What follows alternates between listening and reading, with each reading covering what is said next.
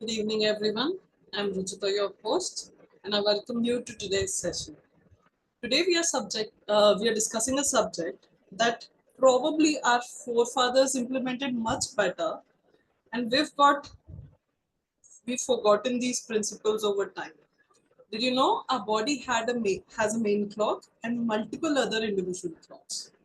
Our lifestyle directly impacts these. What is the NEAT index, and what should we really be looking out to have maximum benefit out of this? We're going to discuss this and much, much more. To begin the session, it is my honor and privilege to invite Farooq Tarapur. He, ladies and gentlemen, is an Olympian, two-time world champion in sailing, and has had an active sporting career of 40 years. He's won innumerable awards, including the Chhatrapati Shivaji Award and the Arjuna Award. But most importantly, he's a mentor to each and every one of us on this group and a flag bearer on this journey with the mission Har Ghar Healthy, Har Ghar Medicine Free. Let's welcome him on this virtual stage, guys. Thank you, Ruchita, and good evening, everyone. Uh, Welcome to this exciting Monday session. I hope that you had an early dinner because today that is going to be the main topic, and I hope you've done some exercise. I've repeatedly on this platform mentioned that the worst thing you can do to your health is to have a late night dinner and go to sleep. Try and make sure that you have your dinner before sunset, and do at least, if not more, if it's more is not possible, at least if you could do, say, a 10-minute walk. Because if you can do that much also, it will have a significant impact on your health. Last time I talked about, a tip that go and check your car. And if the car is soiled near your door, that means it's telling you that you're not even lifting your foot.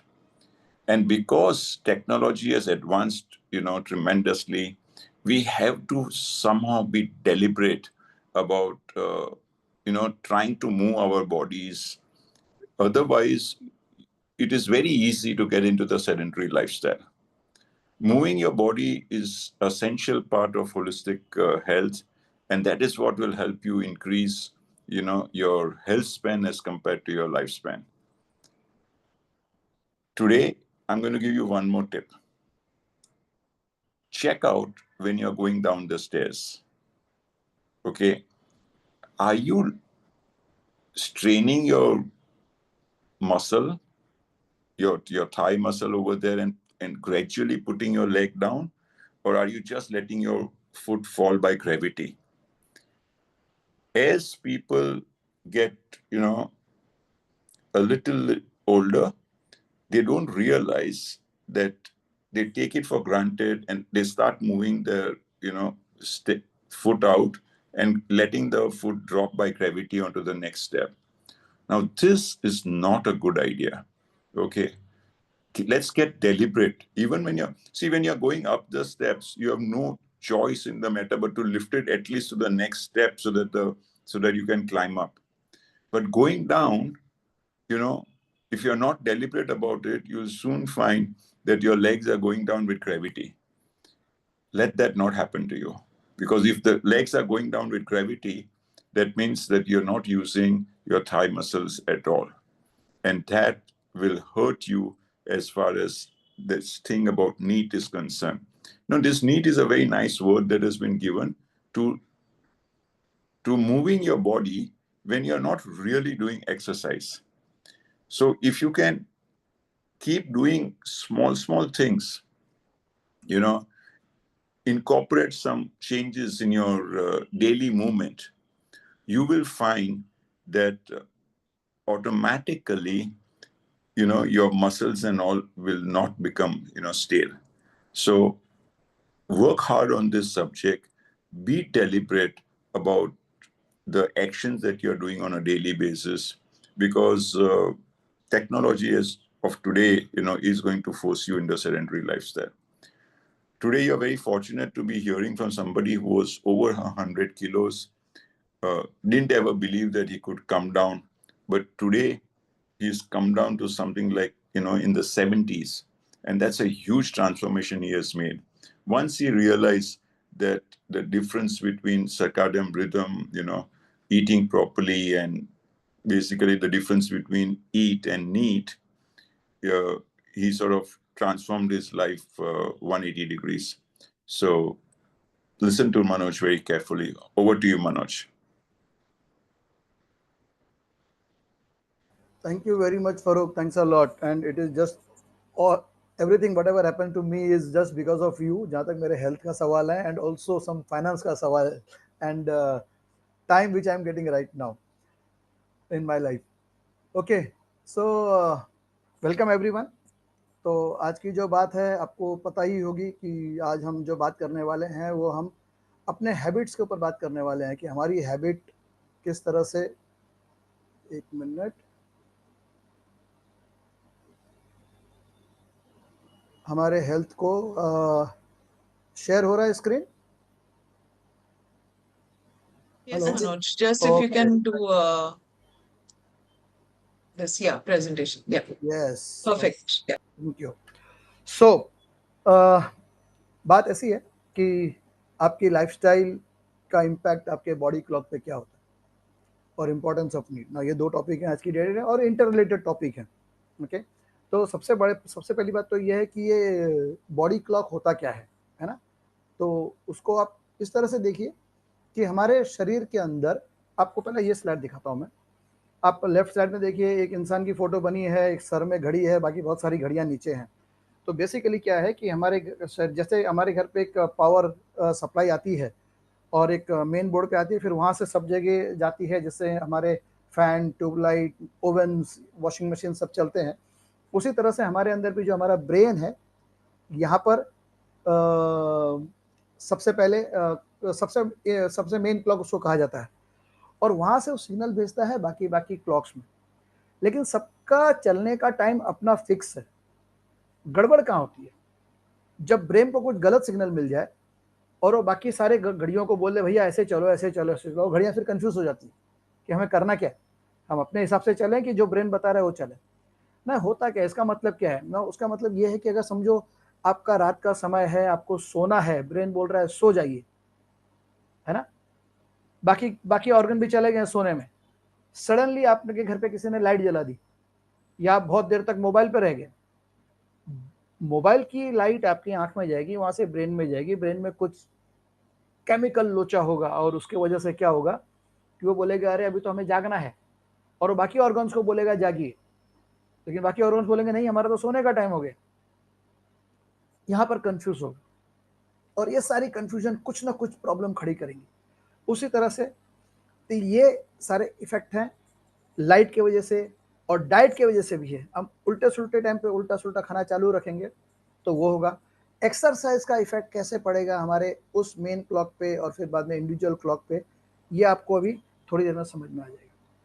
अब जो right side की picture है उसमें एक brain बना हुआ है, एक आदमी साइकिल में है. आप एग्जांपल लीजिए, अगर आपको लाइट आता है, लाइट से आपके मेन क्लॉक में सिग्नल जाता है, वो मेन क्लॉक अपने किसी सबऑर्डिनेट को बोलता है भैया कुछ करो अभी उजाला हो गया है, तो कुछ अपने हार्मोन्स रिलीज करना चालू करता है, जिसकी वजह से फिर आप जागने लग जाते हो. लेकिन अज्यूम करिए कि अगर आप सोए पड़े हैं और सोने का टाइम है और आपको अचानक बोला गया कि नहीं उठो उठो उठो उठो उठो, तो क्या होगा? सारी गड़बड़ आ जाएगी. वैसा ही इफेक्ट डाइट से होता है और वैसा ही इफेक्ट एक्सरसाइज से होता है. तो एक्सरसाइज से क्या होता है? एक्सरसाइज भी यही करता है, आपके ब्रेन को ट्रिगर करता है और आपके मेन क्लॉक को ट्रिगर करता है. साथ में ये इंडिविजुअल क्लॉक को भी डायरेक्ट ट्रिगर करने लग जाता है. अब होता क्या है उसके वजह से आपकी हार्ट बीट बढ़ने लग जाती है, आप सांसें फटाफट लेने लगते हो, आपका लीवर मेटाबॉलिज्म फटाफट होने लग जाता है, आपकी किडनियां ज़्यादा काम करने लग जाती हैं. अगर आप ध्यान दोगे तो किडनियां ज़्यादा काम करने लग जाती हैं, आपके मसल एक्टिव हो जाते हैं. अब इस चक्कर की वजह से क्या होता है, अगर आप देखेंगे कि इस बॉडी क्लॉक इम्पैक्ट ऑफ, अगर आपने हर चीज़ को गलत गलत टाइम पे करना चालू कर दिया, उसका इफेक्ट क्या होगा? अगर आपने सही किया तो सही होगा, आपकी नींद ठीक रहेगी, आपका खाना ठीक रहेगा, आपका स्क्रीन टाइम ठीक रहेगा. आपका स्क्रीन टाइम की वजह से आपका गड़बड़ हो सकता है. एक मिनट कर दूँ. यस, स्ट्रेस की वजह से आपका इम्पैक्ट बिगड़ सकता है. लेट नाइट खाने से आपकी ये सारी गड़बड़ें हो सकती हैं. ओके, तो डे टाइम पे अगर आपने फिजिकल एक्टिविटी की तो आपको क्या फर्क पड़ेगा? ये जो मोटर एक्टिविटी लिखी है, मोटर एक्टिविटी का मतलब है एक काम से अलग अलग इफेक्ट। आपने देखा होगा ना, गाड़ी का मोटर होता है, एक एक एक गियर से दूसरा गियर जमा होता है और एक चीज घूमेगी तो बाकी दूसरी चीजें घूमती है। मेरे डैडी अलार्म क्लॉक कंपनी में थे, वो टाइम पे मैकेनिकल बनता था, आज के डेट में क्वार्ट्स हैं, तो उस वक्त हम देखते थे कि एक अगर रिंग अगर घूमती है तो वो अटैच कर करके बाकी रिंगों को घुमाती है। उसी तरह से अगर आपने एक अगर एक्सरसाइज करना सही सही टाइम पे चालू कर दिया, सही टाइम की हो रही है, तो जिससे आपका सर्काडियन रिवर्सनेस होना चालू हो जाता है, उसकी वजह से आपको आपकी सेहत अच्छी रहती है ना, वो इंक्रीज करता है आपका वेलबींग। किस तरह से होता है? एक्सरसाइज आपके मेन क्लॉक, एक्सरसाइज अगर आपने टाइम पे किया तो आपका मेन क्लॉक को स्ट्रेंथन करता है। अगर आपने एक्सरसाइज टाइम पे किया, मतलब उजाले में भी कर दिया, तो आप आउटडोर एक्टिविटी की सही जगह वजह से आपको नेचुरल ब्राइट लाइट मिलती है। अगर आपने टाइमली एक्सरसाइज किया तो आपके डेली रिदम को बैलेंस बना के रखता है। अगर आपने एक्सरसाइज टाइम पे किया तो आपके बॉडी टेम्परेचर को मेंटेन करता है। आप देखेंगे कभी को, अगर आप सर्काडियन रिदम वाला जब चैप्टर पे अगर आप सुनेंगे ध्यान से, तो आपका बॉडी टेम्परेचर हर समय अलग अलग समय पे अलग अलग रहता है। ओके, अगर आपने एक्सरसाइज टाइम पे किया तो आपकी रेगुलर एक्टिविटी जो एक्सरसाइज की है, ये आपके फूड रेजिम को मेंटेन करके रखती है। मतलब बेवजह गलत टाइम पे आपको भूख नहीं लगेगी। ओके, अब स्लीप और बॉडी क्लॉक का किस तरह का चक्कर है वो देखिए। होता क्या है, ये आपको जो SCN दिख रहा होगा वो आपका मेन क्लॉक है। जब या अंधेरा होता है या उजाला होता है, वहां पे सिग्नल जाता है। अज्यूम करो कि वहां पर सिग्नल गया, वो आपके दूसरे मेन, वो अपने सबॉर्डिनेट को, जो दूसरा जो इनर जो छोटा क्लॉक है उसको सिग्नल देता है। जैसे यहाँ पर पिनाइल ग्लैंड ले लीजिए, वो मेलाटोनिन रिलीज करता है। मेलाटोनिन क्या करता है? मेलाटोनिन आपके स्लीप और वेकअप पैटर्न को कंट्रोल करता है। अगर आपने उजाला दे दिया, वो उठा देगा।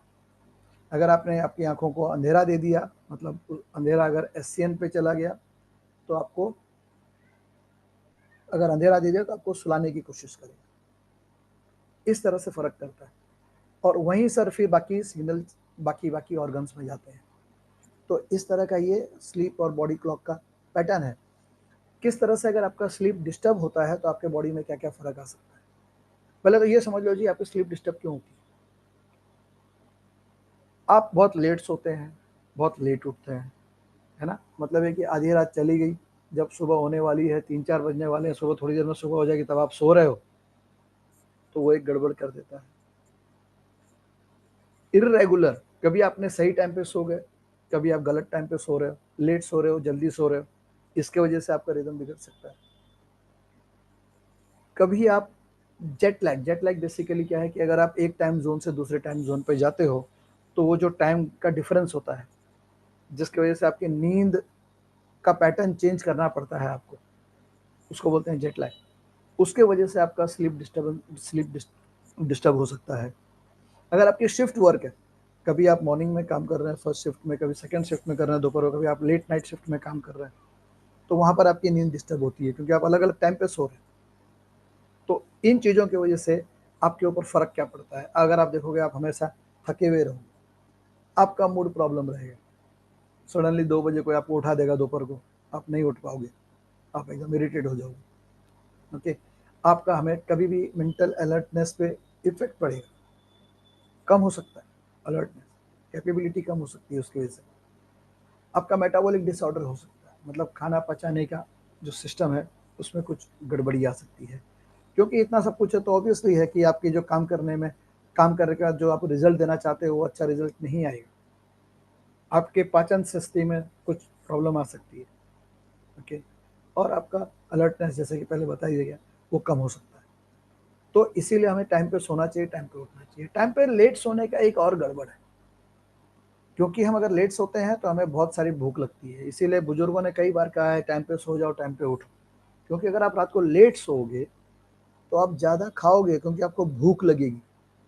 और रात को आप खाना बनाना नहीं बैठोगे तो उस वक्त आप क्या करोगे, उस वक्त आपने कोई भी जंक फूड घर पे कुछ भी उल्टा सुल्टा पड़ा होगा, उससे आप खाना चालू कर दोगे।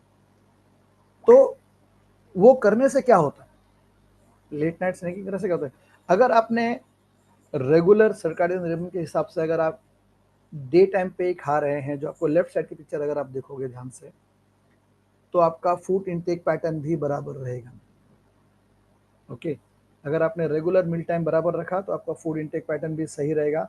आपको कभी भी बिना बोले भूख नहीं, बिना बात की भूख नहीं लग जाएगी आपको। ओके, और आपका मेटाबॉलिक प्रोसेस बैलेंस रहेगा। उसके विपरीत अगर आप सर्काडियन बॉडी का जो टाइमिंग है वो हिसाब से आपने नहीं खाना खाया, ओके, मेन क्लॉक के हिसाब से खाना नहीं खाया, और आपका फूड पैटर्न ऊपर नीचे है, जब चाहो खा लिया, जितना चाहे खा लिया, तो उसकी वजह से सब कुछ बिगड़ जाएगा। और हो सकता है कि सारा मेटाबॉलिक प्रोसेस अगर बिगड़ जाए तो आप मोटे हो सकते हो। और मोटे हो सकते हो तो मैं बहुत प्यार से बोल रहा हूँ, अदरवाइज देखा गया है ये एक major reason, okay, late night snacking, जिसकी वजह से आप मोटे हो सकते हो, क्योंकि आप बिना बात की कैलोरी खाओगे, फिर थोड़ी देर में सो जाओगे, कुछ काम होगा नहीं और आप परेशान रहोगे। ओके, तो लेट नाइट स्नैकिंग मतलब रात को ज़्यादा न खाने के लिए क्या किया जाए, सबसे पहली बात तो ये है कि आप टाइम पे सो जाओ और टाइम पे उठ जाओ। अब उसके अलावा क्या है, आप अपना बैलेंस मील प्लान करके रखो, जिसमें कि आपका हाई फाइबर हाई प्रोटीन खाना हो। क्यों? क्योंकि यही चीज़ें हमारे खाने में कम है, ये देखा गया है। सिंपल, आप माइंडफुल ईटिंग करो, मतलब ये कि आप माइंडफुल ईटिंग मतलब ये कि जब आपको खरीदना है खाना क्या है, वहाँ से आपने खरीदना सही चीज़ है, पकाना सही तरीके से है, धोना सही तरीके से है, खाना सही टाइम पे है, सही तरीके से है, सही क्वांटिटी में है। इसको बोलते हैं माइंडफुल ईटिंग। कितना खाना है ये आपको पता होना चाहिए। आप अपना रूटीन एस्टेब्लिश करके रहोगे, मुझे यही टाइम पे खाना है, ये टाइम पे नहीं खाना है। ओके, आपको पता होना चाहिए कि किन चीज़ों से आपके खाने में गड़बड़ी होती है। समय में हो सकता है, क्वांटिटी में हो सकता है, क्वालिटी में हो सकता है। ओके, ये आपको पता होना चाहिए ताकि आप उनको अवॉइड कर सको। सोने का टाइम फिक्स कर लो। लिमिट स्क्रीन टाइम, ये बहुत इंपॉर्टेंट है आजकल। आज से 15-20 साल पहले शायद ये उतना इंपॉर्टेंट नहीं था, क्योंकि लाइट का मतलब ये नहीं कि सनलाइट या ट्यूबलाइट, ये जो आपके हाथ में जो छोटा सा खिलौना है ना, उसकी लाइट ज़्यादा हार्मफुल है। मुझे भी एक आदत बहुत ज़्यादा थी पहले, सोने से पहले व्हाट्सएप में घुस जाओ, या फिर है ना उंगलियां फिराते फिराते क्या बोलते हैं उसको, रील्स देखते रहो। 1 डेढ़ 2 घंटा कहाँ चले जाता पता ही नहीं चला। लेकिन जब से मुझे पता चला 10 मिनट लिमिट ख़त्म, बाजू में फ़ोन, सो जाओ। आपको ये ध्यान देना है कि आप एडिक्वेट स्लीप लें, क्योंकि अगर आपने सही स्लीप ली होगी, आपका सारा काम जो रिपेयर करना है बॉडी के अंदर वो सही हो चुका होगा, और सुबह आप फ्रेश रहोगे, फिर आप सही खाना खाओगे, और वही साइकिल अच्छा चलता रहेगा। और फिर भी अगर कभी आपको ऐसा लगता है कि नहीं, हमें तो कभी कुछ भूख लग सकती है अचानक, तो हम घर पे क्या रखते हैं नॉर्मली, बिस्किट, चिवड़ा, नमकीन, खाखरा, फाफड़ा, है ना, ये सब चीज़, कुछ नहीं, हेल्दी स्नैक्स रखिए आप घर पे। ओके, आप यहाँ आते रहोगे, आपको पता चलता रहेगा कि हेल्दी स्नैक्स हम किसको बोलते हैं। एक और चीज़ है जो आपको बहुत परेशान कर सकती है, वो है कैफीन कंजप्शन। ना, कैफीन का मतलब ये नहीं कि सिर्फ कॉफ़ी, हाँ, चाय के अंदर भी कैफीन होता है।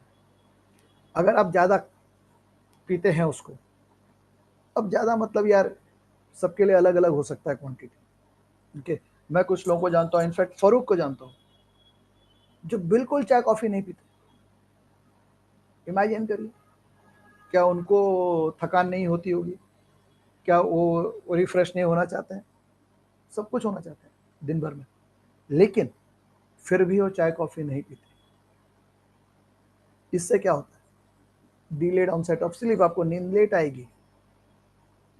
कई लोग सोचते हैं कि चाय कॉफ़ी पीने से सर दर्द चले जाता है। सॉरी, ये माइग्रेन का कॉफ़ी बहुत अच्छा कारण है।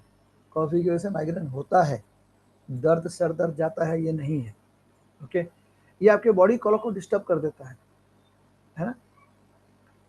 ये आपको अगले स्लाइड में बताता हूँ किस तरह से होगा। कई लोगों को इससे एसिडिटी होती है, हार्ट बर्न जिसे कहा जाता है।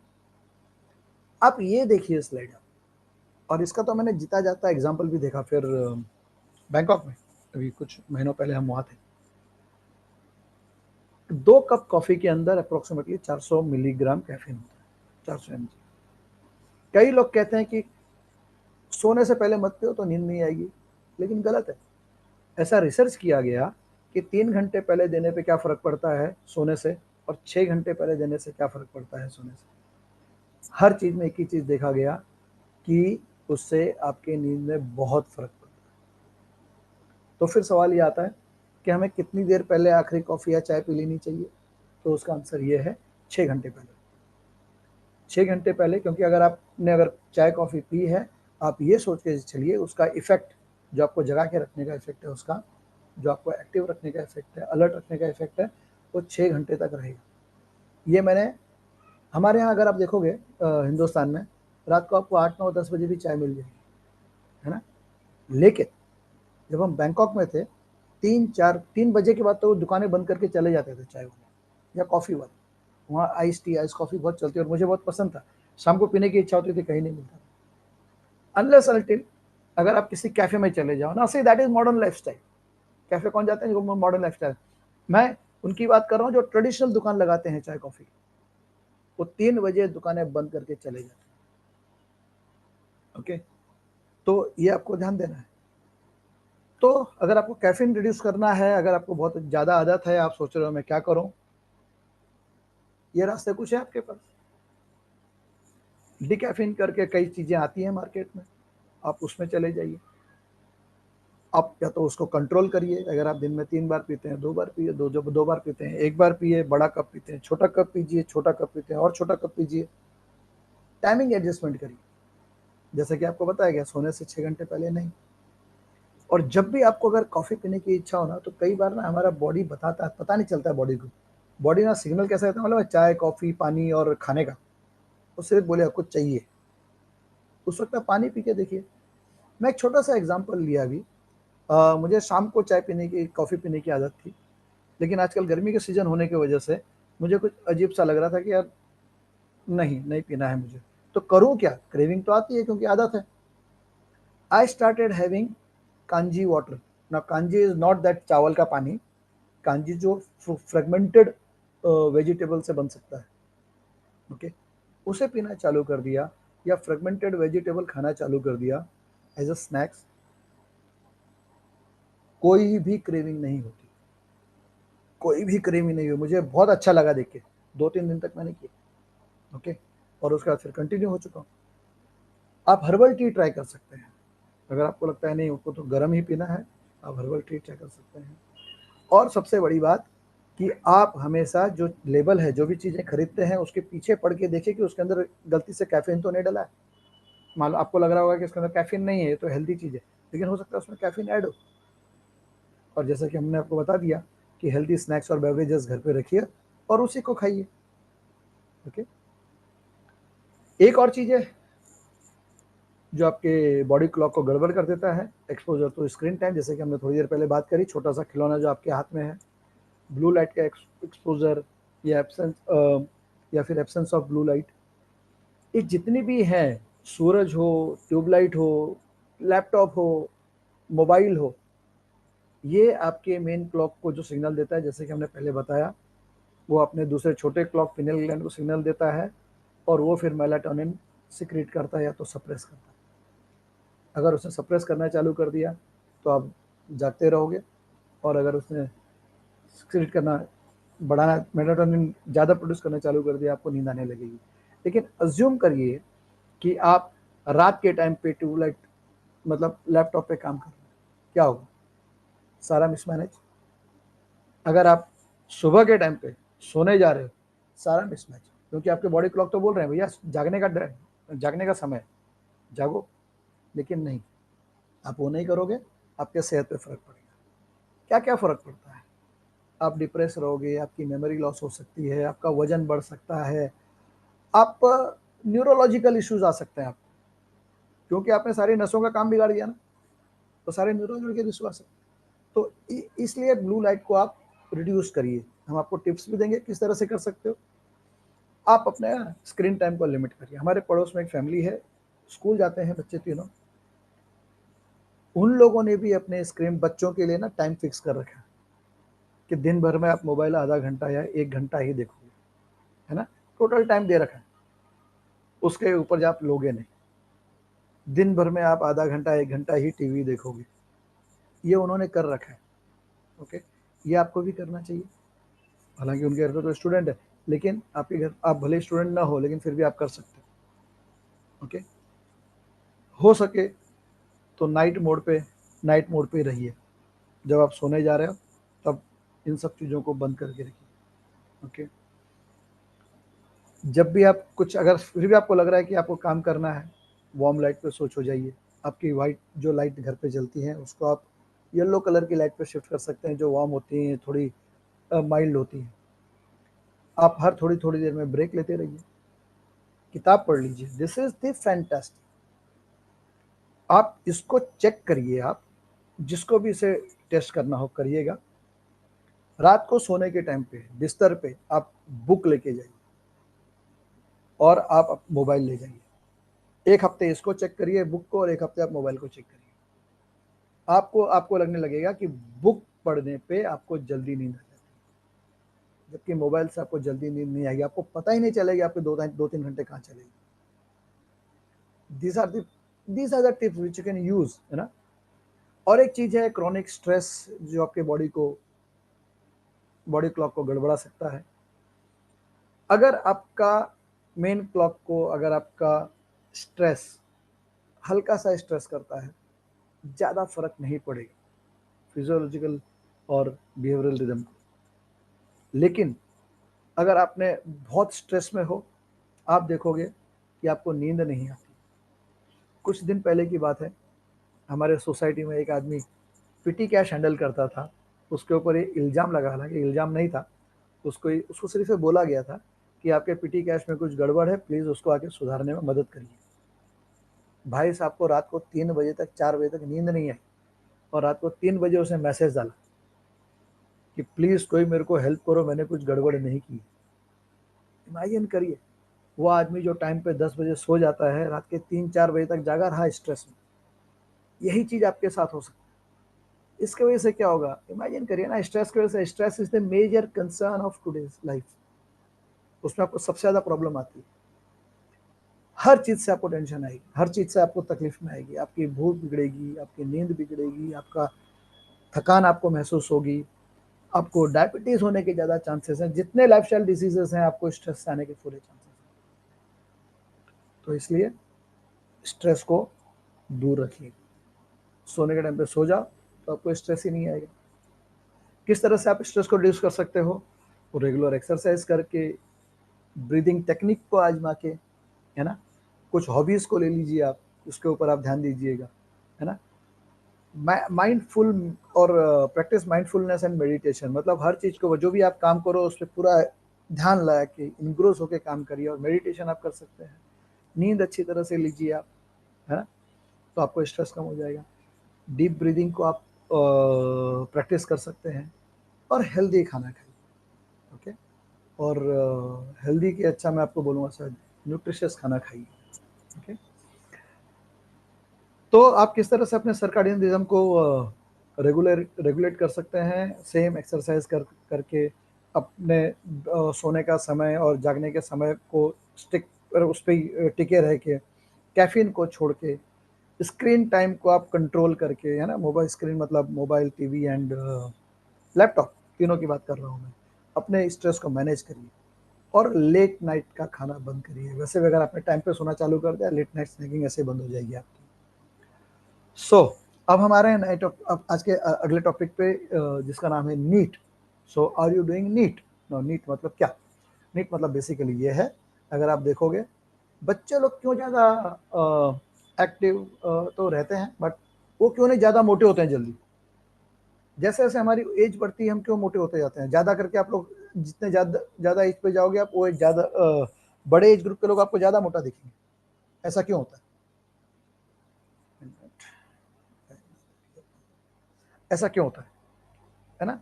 क्योंकि बच्चे लोग दिन भर एक्टिव रहते हैं, खेलते हैं, कूदते हैं, वो एक जगह पे शांति से बैठ ही नहीं सकते, कुछ ना कुछ करते रहेंगे। इसके लिए इसे कहा जाता है नीट। वो एक्सरसाइज नहीं कर रहे हैं। नीट का मतलब होता है non exercise activity thermogenesis. Okay, इसको अब और हम समझने की कोशिश करते हैं। अगर आप ध्यान देंगे, आज से 40,000 साल पहले हमारे पूर्वज क्या करते थे? वो हंटर थे और गैदरर्स थे, मतलब ये शिकार करते थे और जमा करते थे, जिसके लिए वो 10 से 12 घंटा दिन भर काम करते थे, घूमते रहते थे। किसी को मारना थोड़ी आसान काम है, उसमें जितनी मेहनत लगती होगी पता नहीं, है ना। मैंने तो कभी किसी को किया नहीं, तो आई डोंट नो। 10,000 साल पहले क्या करते थे हमारे पूर्वज? खेती करते थे। जो पालतू जानवर हैं, गाय भैंस वगैरह वगैरह, बकरियां, इनके ऊपर इनके साथ में बिजी रहते थे। वो भी 10 से 12 घंटा कुछ ना कुछ करते रहते थे। एक्सरसाइज की बात नहीं कर रहा हूँ, वो लोग कुछ ना कुछ काम करते रहते थे। 125 साल पहले इंडस्ट्रियलाइजेशन आया, हम क्या कर रहे हैं? 8 से 10 घंटा काम करते हैं, वही काम कर रहे थे। अब पिछले 20 साल के अंदर आपने क्या देखा? कंप्यूटर एज आ गया। मुश्किल से 25 मिनट हम सीट से उठ के कुछ करते हैं।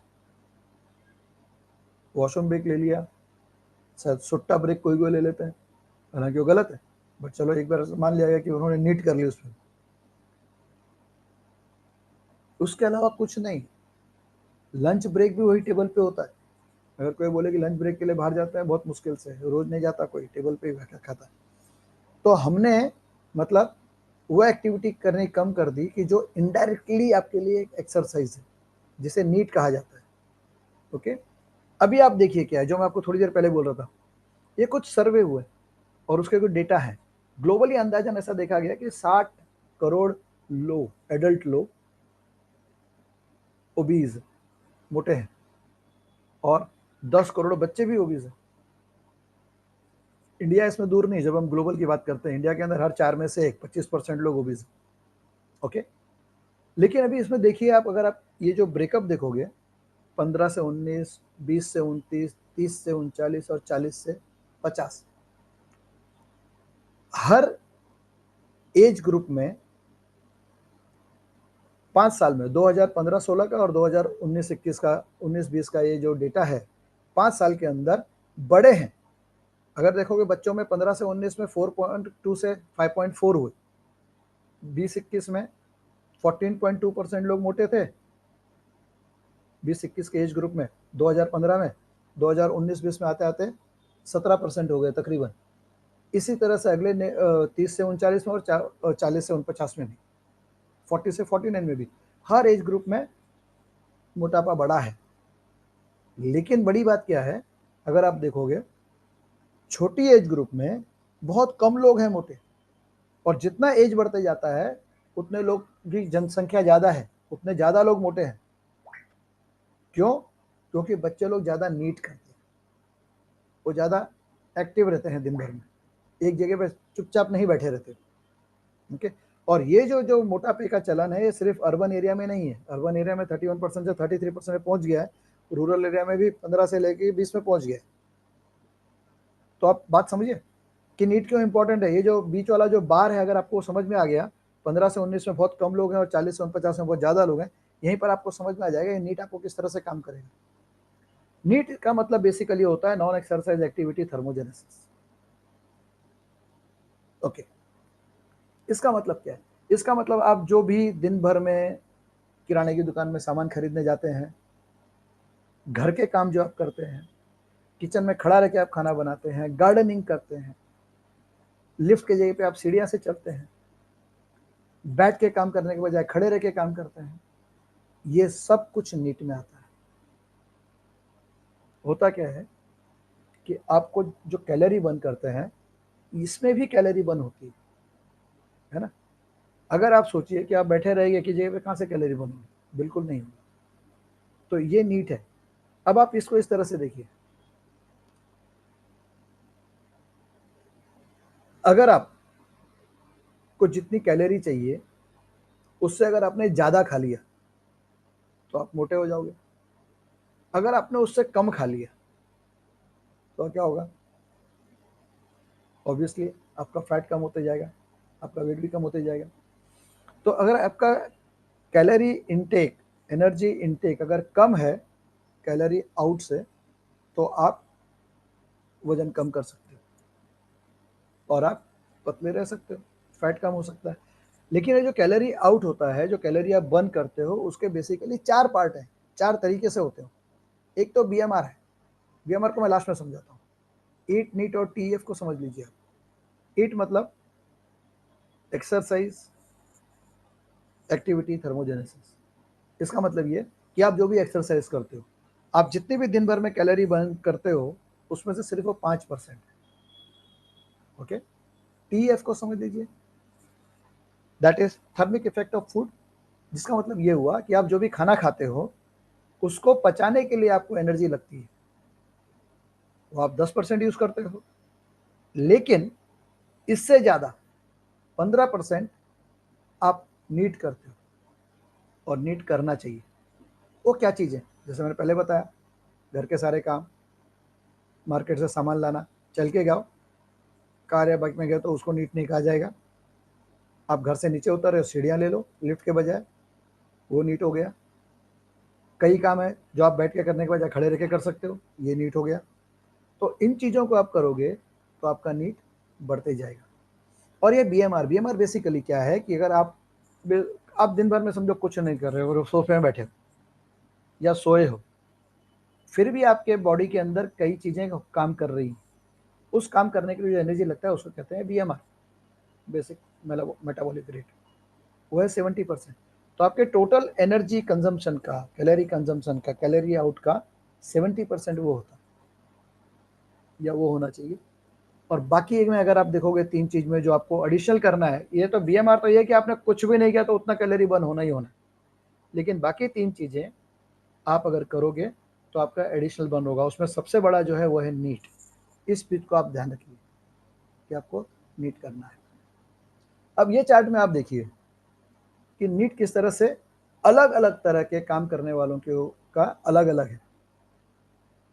अगर कोई आदमी लेबर है ना, जैसे हम रास्ते में कभी चलते हैं तो रास्ते खोद रहे होते हैं, है ना, या फिर कोई एग्रीकल्चर है, एग्रीकल्चरिस्ट है, फार्मर है जो खेत में काम कर रहा है, अगर वो देखोगे तो तकरीबन 2500 कैलोरी पर डे कंज्यूम कर लेता है नीट में। अगर उसका बेसिक मतलब ये सारे डेटा हैं, बेसिक मेटाबॉलिक रेट 1600 पकड़ के, इसका मतलब वो आदमी अगर कुछ काम नहीं करता तो 1600 उसकी एनर्जी तो लगनी थी। क्योंकि वो एग्रीकल्चर में काम कर रहा है, उसको 2500 कैलोरी एडिशनल लगेगी। इसका मतलब उसको 4100 कैलोरी चाहिए दिन भर में, तब जाके वो खेत में काम कर पाएगा। आप इसको इस तरह से समझिए आप। ओके, तो 1600 कैलोरी उसको लगेगी, उसके ऊपर है। अगर जो आदमी शॉप का असिस्टेंट है, घर में काम करने वाली लेडी है जो ज़्यादा काम खड़े होकर करती है, या फिर कोई आदमी जो काम कर रहा है खड़े होके, उसका अगर आप देखोगे तकरीबन 1500 कैलोरी उसको एडिशनल लगता है अबव बीएमआर। तो मतलब उसको और ज़्यादा कैलोरी चाहिए। ओके, या फिर अगर उसको मोटा है तो कैलोरी डिफ्यूज करना उसके लिए आसान है। कोई ऐसा काम है जिसमें आप ज़्यादा बैठ के काम करते हैं और थोड़ा बहुत हिल लेते हैं, उसमें आप देखोगे तकरीबन आपको 1000 कैलोरी आपको दिन भर में लगता है। कोई ऐसा काम है जिसमें आप बैठे ही हो, बिल्कुल उठते नहीं हो, उसमें तकरीबन 800 कैलोरी आपको लगेगा। कोई चुपचाप चेयर में बैठा हुआ है, दिन भर कुछ नहीं कर रहा, कुछ भी नहीं कर रहा, काम भी नहीं कर रहा, तो that will be approximately 300-400 calorie उसको नीट से लगता है। तो इसका मतलब है कि आप जितना ज़्यादा एक्टिविटी करोगे उतना ज़्यादा आपका नीट होगा, जितना ज़्यादा आपका नीट होगा उतना आपका हेल्थ अच्छा रहेगा, फैट बढ़ने के चांसेस नहीं रहेंगे। तो आप किस तरह से नीट बढ़ा सकते हो, कई चीज़ों के ऊपर हमने बात कर ली है। आप दिन भर में 10 स्टेप चलने की कोशिश करिए, सीढ़ियाँ चलने की कोशिश करिए रादर देन लिफ्ट। काम करने के लिए आप खड़े होकर काम करिए, ऐसा कोई डेस्क लीजिए जिसमें आपको खड़े होकर काम करना हो। कोई ऐसा काम कर लीजिए जिसको आप बैठे बैठे कुछ कर सको काम, है ना। जब भी आप चल रहे हो तो ज़्यादा तेज चलिए, है ना, चलने में और तेज चलने में फ़र्क है। राशन पानी लेने जा रहे हो तो आप चल के जाइए, कार ले जाने की ज़रूरत नहीं है। अगर आपकी कार, अगर आपको धोने के लिए अगर आपने किसी आदमी को रखा है, आप खुद वो काम कर सकते हैं, आपका नीट होते जाएगा। इस तरह से आप अगर करते रहे तो आप देखोगे कि आपका नीट बढ़ते जा रहा है, आपकी हेल्थ सुधरते जा रही है, और आपका अगर मोटापा है तो कम होते जाएगा। यहाँ पर एक सेंटेंस लिखा है, बहुत पावरफुल है, sitting for long is a new smoking addiction है, आदत लग जाती है, और ये आदत खराब आदत है, कैंसर भी हो सकता है। जी हाँ, कैंसर भी हो सकता है। So what should we do? We should sign, shine, SHINE। हर रोज उठो, ऊपर वालों को धन्यवाद दो, खुश होके जी उठो। आप अपना न्यूट्रिशियस फूड खाइए, आप अपने इंटेंशन को क्लियर रखिए कि आज आपने क्या काम करना है, कुछ नई चीजें सीखिए, and last but not the least, exercise रोज करिए। Thank you very much, thanks a lot. Over to you Ruchita. Why is the sound not coming?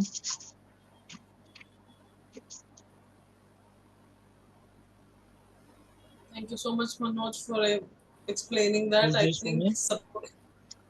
Some Ruchita signboard we got good one. I've muted everyone. If anybody has a question, they can raise their hands maybe, and Don't put the we can top take. one. So,